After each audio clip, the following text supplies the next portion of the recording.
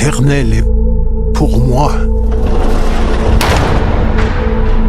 Papa! Je vous promets de revenir!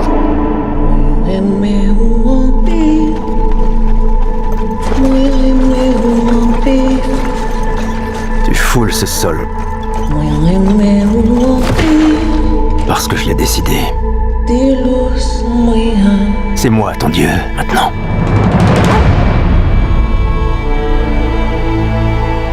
Les esclaves sont libérés.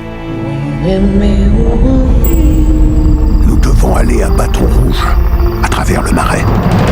C'est là qu'est l'armée de Lincoln. Il y a 1000 façons de mourir dans un marais.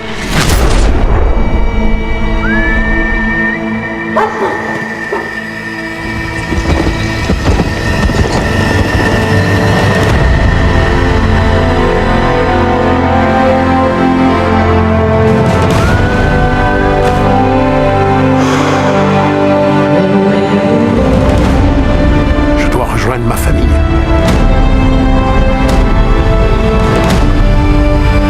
Monsieur ne revenait jamais. Ton papa va forcément revenir. Tu ne devras jamais arrêter d'y croire.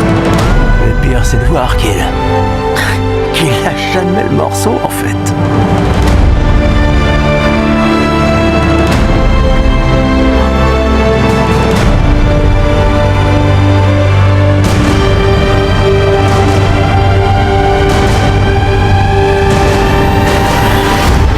Battu. Et ils m'ont battu. Ils m'ont fouetté. Ils ont brisé une maison. Tous les autres mon corps. Plus de fois que je ne sais compter.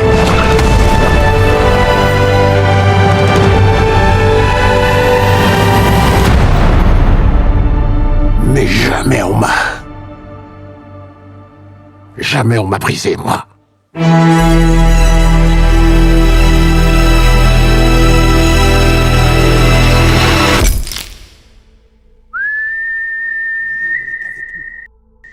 فيلم الليلة هو الطريق إلى الحرية، وعنوانه الأصلي بالإنجليزية Emancipation.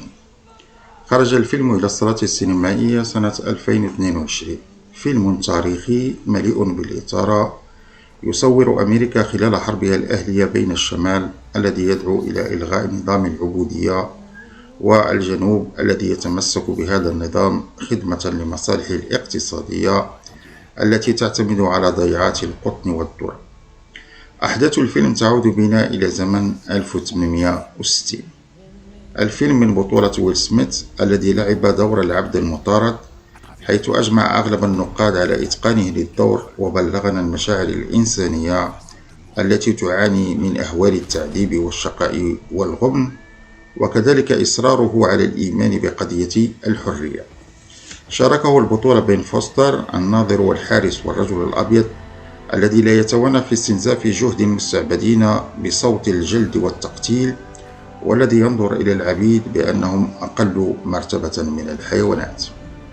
فيلم الطريق إلى الحرية هو مستوحى من قصة واقعية لرجل أسود عرف باسم بيتر، والتقطت له صورة سنة 1863، وهي تظهر آثار التعذيب والجلد الذي يمزق ظهره، وقد كان لنشر هذه الصورة آنذاك آثارا عميقة على المجتمع الأمريكي، حيث كشفت له بالملموس معاناة العبيد.